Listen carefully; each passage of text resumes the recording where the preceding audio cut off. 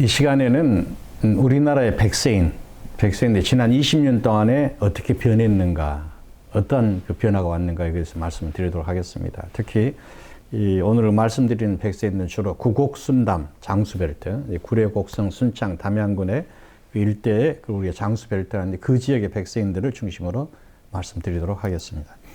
자, 우리나라는 지금 어떤 상황이냐? 우리나라 아주 굉장히 특별한 상황입니다. 우선 이 우리나라 평균 수명이 지금 계속 증가하고 있죠. 우리나라 지금 평균 수명이 2019년이 지금 83세 계속 증가했죠. 남자 80세, 여자 86세 이렇게 되어 있습니다. 그런데 자, 10년 뒤에 어떤 변화가 생길 것인가? 2030년 어떤 변화가 생길 것인가에 대해서 세계적인 그런 연구기관에서 발표가 나왔습니다. 저희도 깜짝 놀랐습니다. 영국의 런던의 임페리얼 칼리지에서 이 에자띠라는 그 연구진들이 내놓은 결과가 뭐였느냐.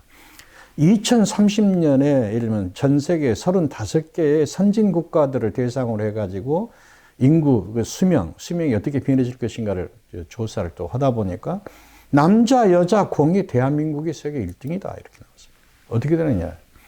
자, 여자, 특히 우리나라 대한민국 사우스코리아 제일 첫 번째. 우리나라가 여성은 그때 91세가 되고 남성이 84세가 된다. 자, 그럼 91세라는 것은 인류 역사에 최초로 90세가 넘는 집단이 우리나라가 됩니다. 자, 일본이 우리보다 한참 떨어지죠. 프랑스, 일본이 89세, 88세 이렇게 되고. 그 다음에 남자도 우리가 84세로 1등이 되고 우리하고 비슷한 것이 오스트레일리아 이렇게 비슷하게 이제 따라온다고 이렇게 되어 있습니다. 그래서 남자, 여자 공이 우리나라가 세계 최장수국이 된다. 자, 그런데 제가 이제 지난번에 한번 이런 말씀을 드렸습니다. 우리가 평균 수명, 그 다음에 최빈 사망 연령. 평균 수명이란 것은 그에 돌아가신 모든 연령을 합쳐가지고 낸 것이 평균 수명. 최빈 사망에서는 가장 사람들이 많이 죽는 나이가 최빈 사망 이렇게 했습니다. 근데 평균 수명보다 최빈 사망 연령은 대개 한 10살 정도 위다고 그랬습니다. 자, 그러면 우리나라가 평균 수명이 91세가 된다. 여성들의 평균 수명이 91세가 된다는 이야기는 무슨 이야기냐? 여성들의 최빈 사망 연령이 100살이 된다는 이야기입니다. 바로 진정한 100살 시대가 2030년에 전개될 것이다. 이렇게 지금 예측이 되고 있습니다. 자, 그래서 이렇게 되니까 우리 백세인 연구를 하시 더욱 중요한 의미를 갖게 되죠. 자, 백세인 연구 왜 하느냐? 자, 인간이 어떻게 해서 장수하느냐? 그 장수의 본질이 뭐냐? 이것을 생물학적인, 의학적인, 또 사회과학적인 이런 모든 측면에서 그 변수를 찾아내야죠. 그 다음에 늙어져 가면서 우리가 노쇠 현상이 생기는데 우리가 장수한다는 것은 이런 노쇠하는 상태로만 있는 것은 아주 바람직하지가 않지요. 그래서 건강한 장수를 연구하기 위해서는 바로 이것이 또 연구되어야 합니다. 그 다음에 이제 이 장수 연구가 중요한, 백세인 연구가 중요한 것은 정말 생명 유지의 최종 조건, 최소한의 조건이 뭘까? 이런 걸 찾아낼 수가 있는 것이고, 그 다음에 더욱 중요한 것은 100살이 돼도 우리가 행복할 수가 있을까? 인간의 존엄성, 또 삶의 질, 이런 것을 우리가 밝혀내기 위해서 백세인 연구가 필요합니다. 자, 우리나라 백세인 연구는 뭐 제가 주도적으로 해왔습니다만 언제부터 했느냐.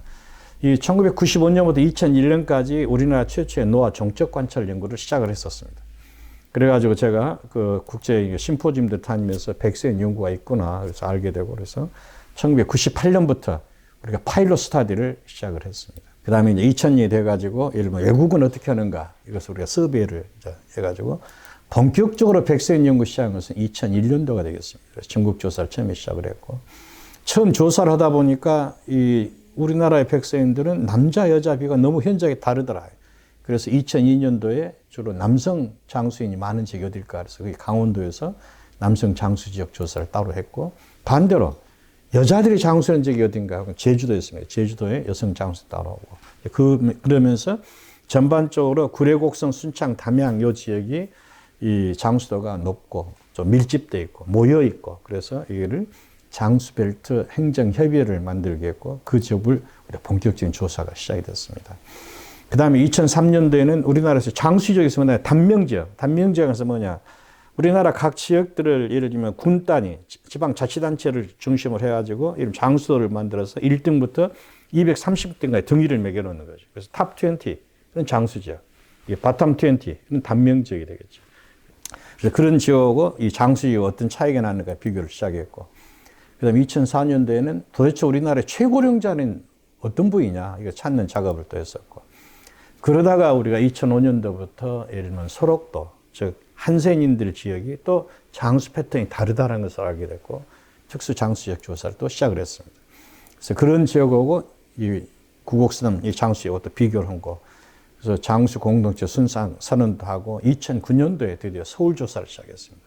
그래서 서울에서 서초구, 강남구, 강동구, 노원구를 집중 조사를 해가지고 대비하는, 비교하는 그런 연구를 했었습니다. 자, 그러고 나서 일단 백세인 연구가 수도비 됐다가 그것이 2018년에 제가 이제 전남대구로 옮기면서 거기서 다시 시작을 해서 구례곡성, 순창, 담양, 구곡순당 지역만 우선 다시 해보자.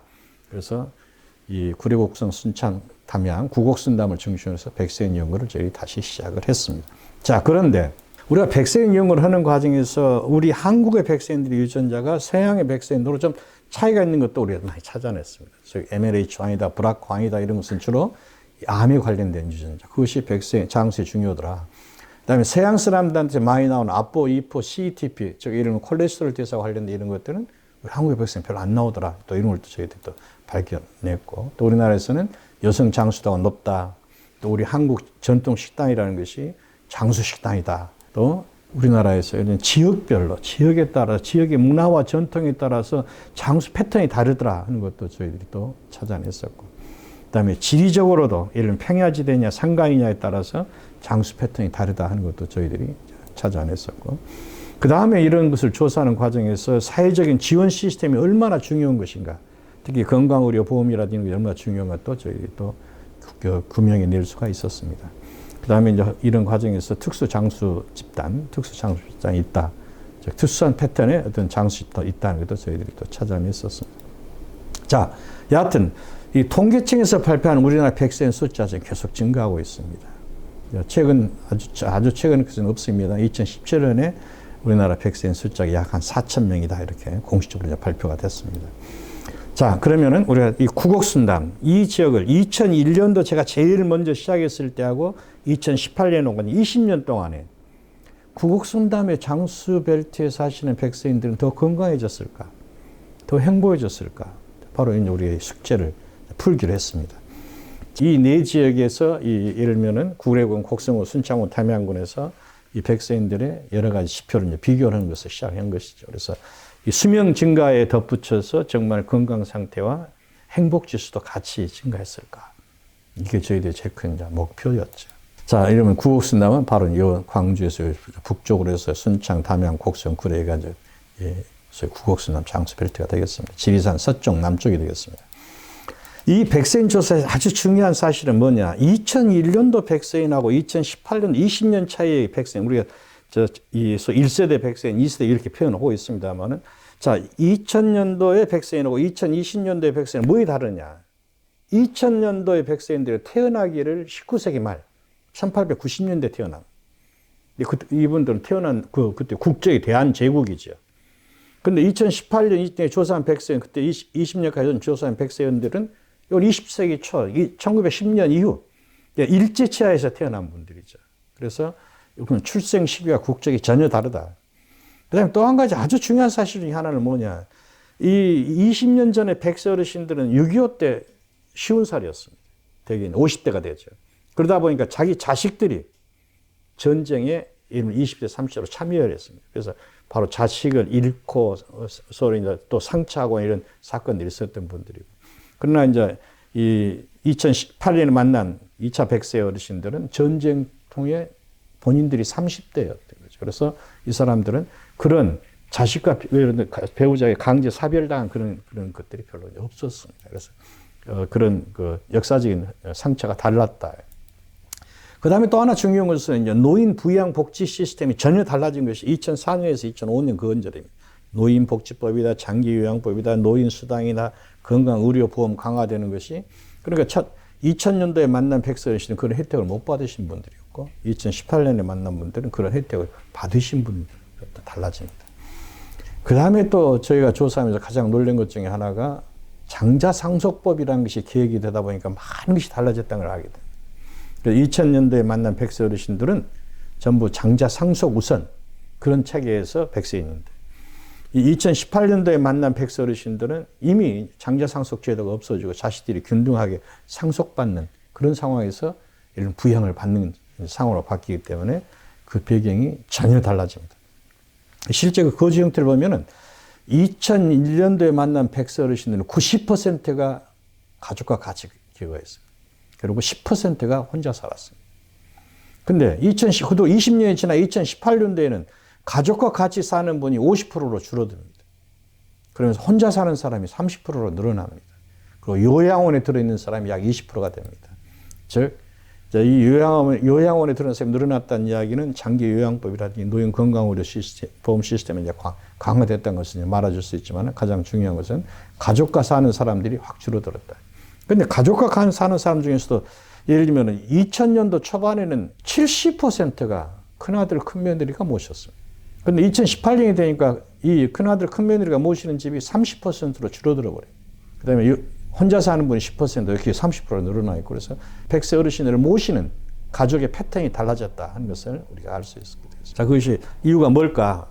가장 중요한 것은 장자 상속법이 폐지되면서 자식들이 이제 균등 유산 분배가 되고, 그러다 보니까 그 전에는 장자가 의무 봉양을 했는데 이제는 그게 자녀 균등 책임으로 바뀌었구나 하는 것을 우리가 알 수가 있었습니다.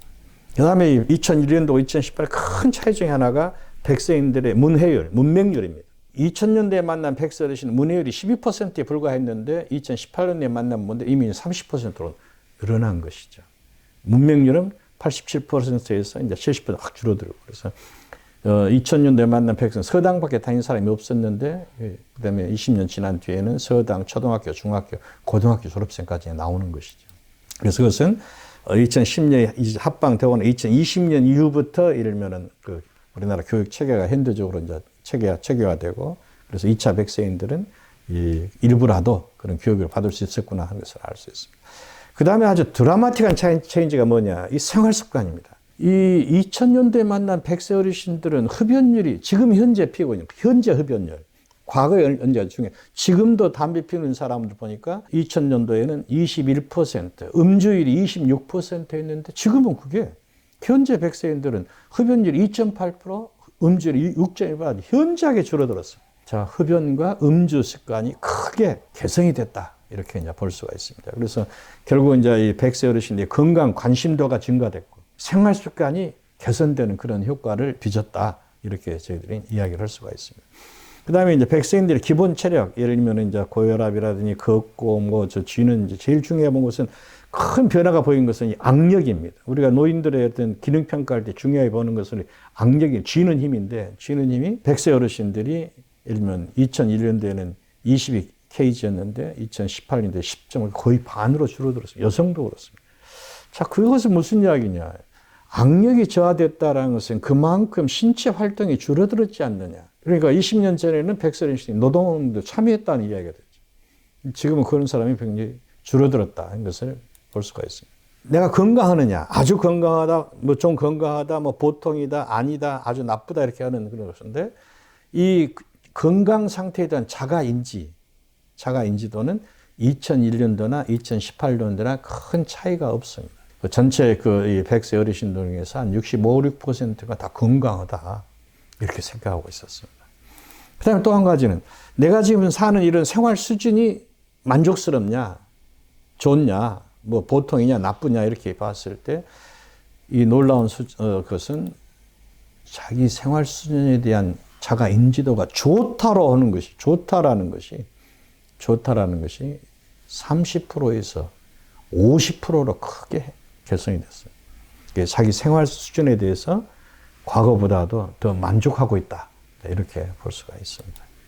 그 다음에 이제 백세인들이 활동 영역, 얘는 방 안에만 사느냐, 집 안에만 사느냐, 뭐 마을 안에서 사느냐, 마을 밖으로 나가느냐, 이걸 저희들이 굉장히 중요하게 봅니다. 이게 삶의 질 굉장히 지표 중에 하나가 얼마나 많이 이동할 수 있냐, 이걸 보는 것인데, 그 이동하는 비율이 이 집 안에서 아니라 집 밖으로, 마을이나 또 마을 밖으로 나가는 비율이 37%에서 45%로 확대되었습니다. 그래서 이동성이 크게 개선되었다, 이렇게 볼 수 있습니다.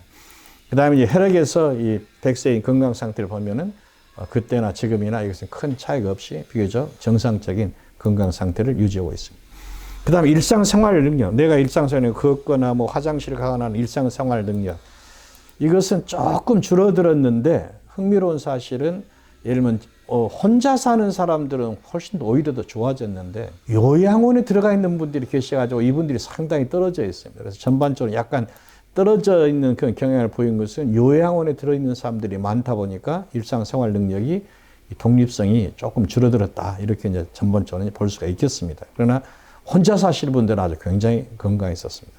자, 그 다음에 도구적 일상생활 능력. 예를 들면 내가 쇼핑을 한다든지 전화를 쓴다든지 자동차를 탄다든지 뭐 집안 일을 한다든지 하는 이런 일상적 생활 능력 중에서 도구를 사용하는 IADL 스코어. 이게 엄청나게 개선이 됐습니다.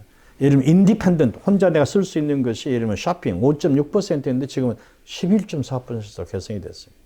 전화 쓴 사람이 옛날에 1.4%밖에 안 되는데 8.6%로 늘어났습니다. 그 다음에 이동수단은 전에는 전혀 못했는데 지금 5.7% 이상이 이동을 할 수가 있고 집안일을 하는 사람이 2.8%에서 25.7%로 이제 늘어났습니다. 자, 그 이야기는 그만큼 상태가 더 좋아졌다는 거예요.